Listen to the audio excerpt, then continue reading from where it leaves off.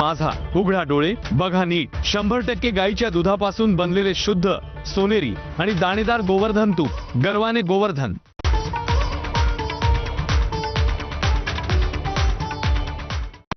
Headlines brought to you by Chitale Bandhu.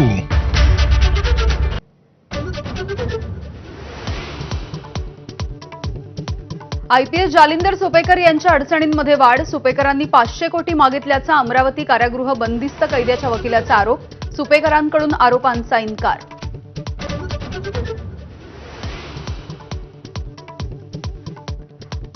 IPS Jalinder सुपेकरांच्या मुजोरीचा आणखी एक 500 कोटींची लाच मागताना मदत केली नाही म्हणून तुरुंगामधल्या 7 जणांचं निलंबन, वकील निवृत्ती कराड यांचा आरोप, सुपेकरांनी आरोप फेटाळले।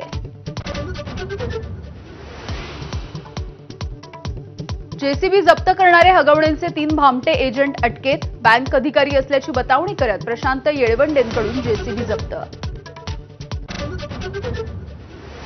समृद्धी महामार्गाच्या इगतपुरी ते आमणे या शेवटच्या टप्प्याचं अगदी थोड्याच वेळात उद्घाटन, 76 किलोमीटरचा शेवटचा भाग आजपासून वाहतुकीसाठी खुला होणार, मुख्यमंत्र्यांच्या हस्ते होणार लोकार्पण।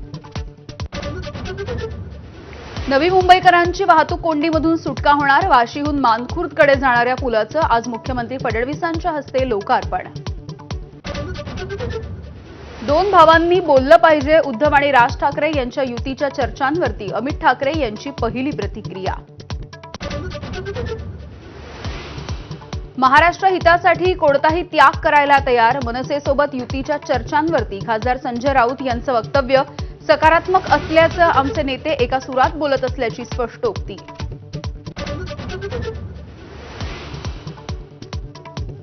भाजपाची आज नाशिकमध्ये उत्तर महाराष्ट्र विभागीय परिषद, चंद्रशेखर बावनकुळे, गिरीश महाजन, राधाकृष्ण विखे पाटील, रवींद्र चव्हाणही उपस्थित राहणार।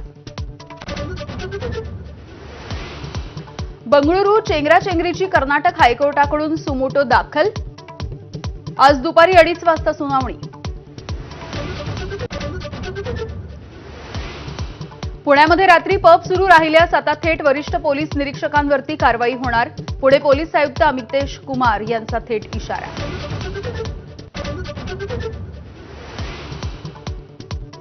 अकरावी प्रवेश नोंदणीसाठी आज शेवटचा दिवस, दुपारी 2 वाजेपर्यंत अर्ज करता येणार, आतापर्यंत 12,20,000 विद्यार्थ्यांचे ऑनलाईन अर्ज।